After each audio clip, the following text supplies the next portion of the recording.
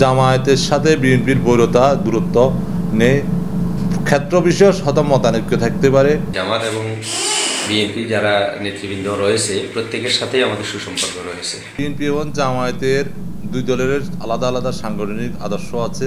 আমরা আমাদের আদর্শ অনুযায়ী কাজ করি, জামায়াতের আদর্শ অনুযায়ী কাজ করে। আমরা প্রায় একসাথে কর্মসূচি পালন করি অথবা পারস্পরিক বন্ধুত্ব সুলভ সম্পর্ক আমাদের আছে। প্রয়োজনীয় ফোন যোগাযোগ যখন যেটা প্রয়োজন হয় সেখানে আমরা ফেনীতে সহাবস্থানে আছি বা আমাদের পারস্পরিক সুসম্পর্ক রয়েছে। এখানে দ্বিধাদ্বন্দ্ব বলেন, তর্ক বিতর্ক বলেন অথবা কোনো রকমের একে অপরের প্রতি আক্রমণাত্মক বক্তব্য বলেন, ফেনীতে এটা কোনোটাই নেই। আমরা বিগত সময়ে জামাতের সাথে কৌশলগত কারণে আমরা একসাথে আন্দোলন করেছি, আবার ক্ষণক্ষণে আমরা আলাদা আলাদা আন্দোলন করেছি। তো আমাদের লক্ষ্য উদ্দেশ্য যেটা ছিল বিগত সরকারকে পতন আন্দোলনে আমরা সম্মুখভাবে আমরা পাশাপাশি থেকেই কাজ করেছি, কিন্তু আমাদের আদর্শিক দিক থেকে আমরা আমাদের দলের কাজ করি, দলের নেতৃত্ব ফলো করি, ওরা ওনাদের নেতৃত্ব ফলো করে, নেতৃত্ব নিয়ে কাজ করে। বিশেষ করে জনাব তারেক রহমানের সাম্প্রতিককালের কিছু বক্তব্য তিনি সবাইকে যেভাবে হুঁশিয়ারি করে দিয়েছেন যে এত সহজ মনে করা ঠিক হবে না, জনগণের সাথে থাকতে হবে, জনগণের সেন্টিমেন্ট বুঝতে হবে। আমরা মনে করছি যে ওনার এই বক্তব্যটা নেতাদের প্রতি একটা মেসেজ যে অনৈক্য অথবা পারস্পরিক কাদা ছুটাছুটি করে নিজেদের মধ্যে যদি কোনো রকম দূরত্ব তৈরি করা হয় তাহলে সেটার মাসুল দিতে হবে বলে তিনি মনে করেন এবং নেতাদেরকে সতর্ক করে দিয়েছেন।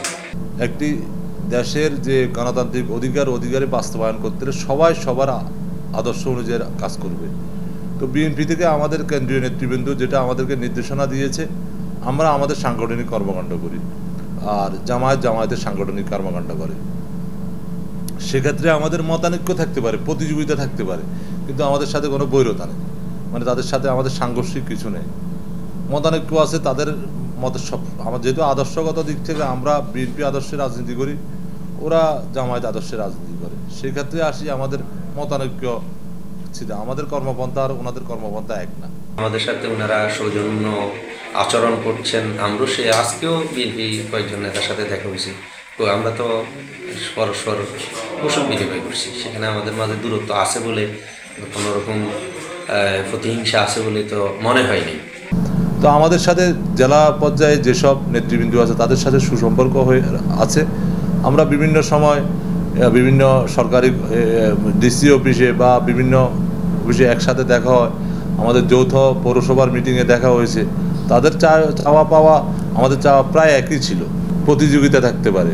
সেক্ষেত্রে আমরা মনে করি যে বর্তমান প্রেক্ষাপটে যেটা অবিচল যে বিরোধের কথা বলে আসছে বা বলা হচ্ছে সেটা আসলে বাস্তবতার সাথে এক না।